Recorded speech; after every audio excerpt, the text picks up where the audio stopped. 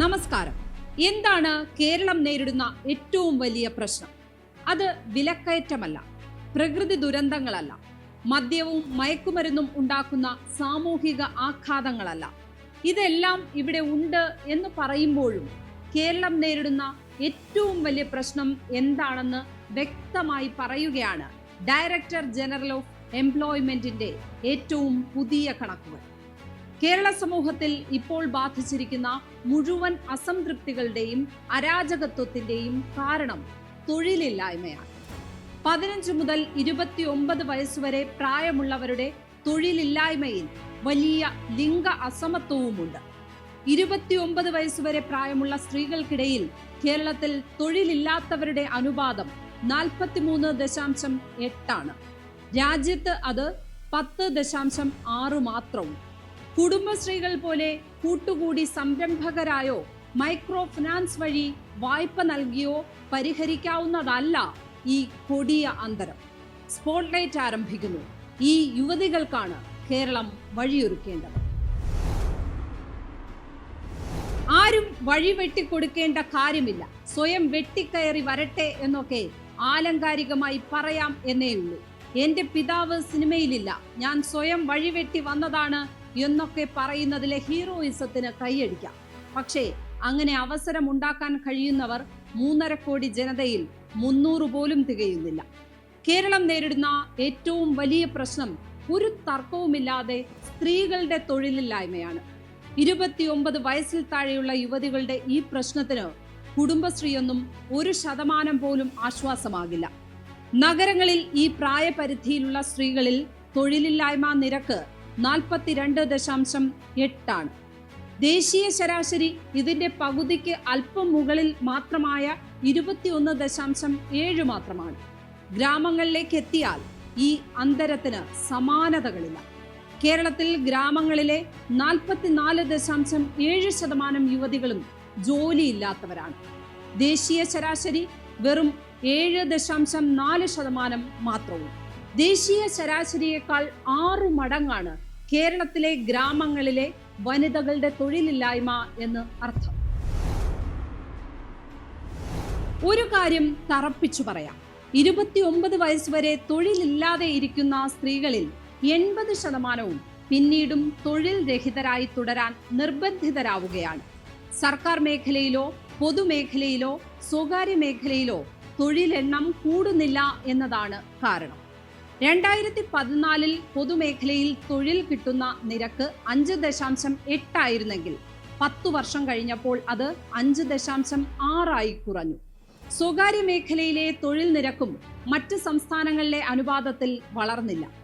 2014 5.2% നിന്ന് 7% മാത്രമാണ് വളർച്ച. വ്യവസായവൽക്കരിക്കപ്പെട്ട സംസ്ഥാനങ്ങളിലെല്ലാം ഈ വളർച്ചാ നിരക്ക് 8 മടങ്ങ് വരെയാണ് എന്ന് ഓർക്കണം. വിദ്യാഭ്യാസത്തിൽ സ്ത്രീകൾ വലിയ തോതിൽ മുന്നിൽ നിൽക്കുന്ന കേരളത്തിൽ ജോലി ലഭിക്കുന്നതിൽ ആ മികവ് കാണാനില്ല. കഴിഞ്ഞ വർഷം അഥവാ 2023 മാർച്ച് വരെ പൊതുമേഖലയിൽ 3,63,171 പുരുഷന്മാർക്ക് ജോലി കിട്ടിയപ്പോൾ സ്ത്രീകളുടെ എണ്ണം 1,94,323 മാത്രമാണ്. പഠിപ്പും മികവും കുറഞ്ഞാലും ഇപ്പോഴും പുരുഷന്മാരെ ജോലിക്ക് വയ്ക്കാൻ ഇഷ്ടപ്പെടുകയാണ് പൊതുമേഖല. സ്വകാര്യ മേഖലയിലാണ് പിന്നെയും നേരിയ മേൽക്കൈ സ്ത്രീകൾക്ക് ലഭിക്കുന്നത്.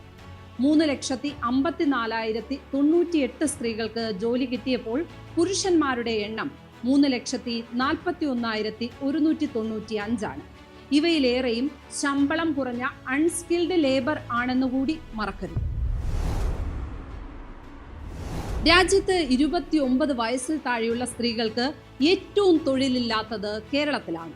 പുരുഷന്മാരും സ്ത്രീകളും ചേർന്നുള്ള എണ്ണമെടുത്താലും ലക്ഷദ്വീപിലും ഗോവയിലും കേരളത്തെക്കാൾ തൊഴിലില്ലായ്മയുണ്ട്.